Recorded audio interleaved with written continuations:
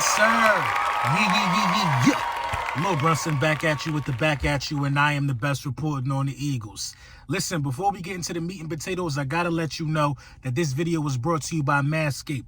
Big Manscaped in the building, Lawnmower 4.0s, everything you need to keep today's modern man groomed. You know what I'm saying? Before she come play on the field, make sure the grass trimmed with Manscaped. You know the vibes, and you know how we carrying it with Big Manscaped for 2022. So, I wanted to talk about a few things. The divisional round is over. One for the books, for real. If you keeping it a bean. The divisional round is one for the books, man. This might be the best divisional round that I've seen in recent years for sure. And the more and more I think about the games that were played and the level of competition that we saw and the talent on both sides of the ball, this could be looking like one of the best divisional rounds of all time. For real. You know what I mean? Unfortunately, the Philadelphia Eagles weren't able to take place in it. We all know we got eliminated wild card weekend. And we got, a tough task ahead of us, man. Talent is king. But talent isn't the end-all, be-all to what the Philadelphia Eagles need to do to, continue to elevate and continue to get to the next level. Let's think about it in terms like this, man. You see the Bengals and the Titans game. What was happening in that game? It was a lot of talent on both sides of the ball.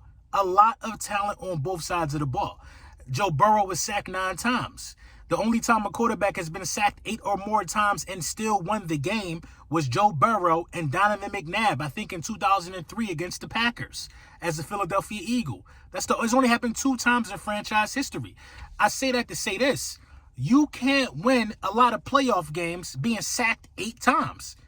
You don't win a lot of games like that. It's only happened twice in the history of the National Football League. So what does that tell you?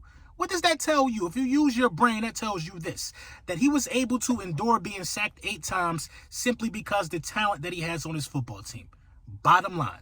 Because if you're getting sacked 8 times and you don't get those miraculous interceptions that those guys were getting on Tannehill, you don't win that game. A lot of them sacks came on 3rd downs. I'm not taking anything away from any of these quarterbacks that played in the divisional round. This is just the facts. Although Tannehill played horrible the whole game, he was able to still be in the game because of the talent on the defensive side of the ball that was able to get to Burrow, that was able to sack Burrow, that was able to do all of those things. Burrow just had to make a couple key throws in the clutch to ice the game for a walk-off kick. Period. When you go to San Fran and you go to San Fran and Green Bay, you look at that divisional game. What did we all learn from that one? We learned that talent is king. We learned it, but it's not the end-all, be-all. We're going to get to that in a minute. Talent is king. You know what I'm saying? The San Francisco 49ers, 5 straight 3-and-outs in that game? 5 straight 3-and-outs in that game, but immaculate defense to be able to stay around and have something happen on the special team side of the ball. That's talent. Jimmy Garoppolo didn't have to do much. Talent. And the Green Bay Packers, they got all the talent in the world.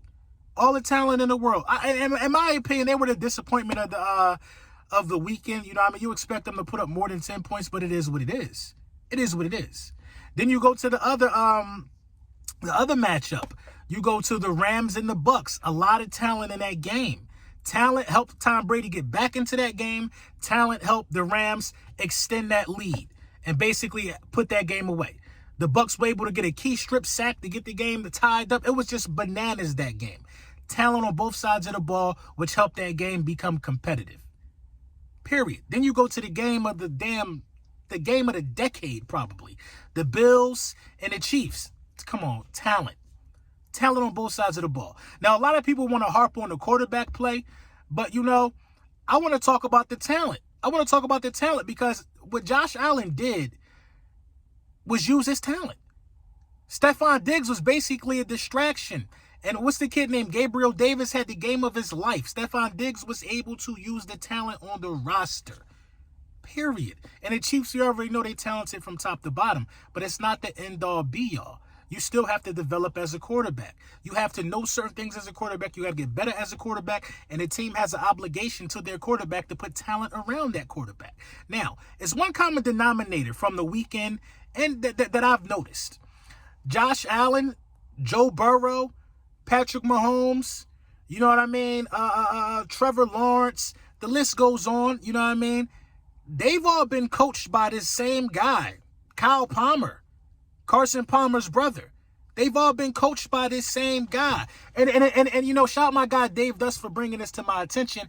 It made me think that, you know, there is absolutely something that the Philadelphia Eagles and Jalen Hurts camp can be doing this offseason to get better. Now, what's the price tag for him? What's the price tag to get this guy?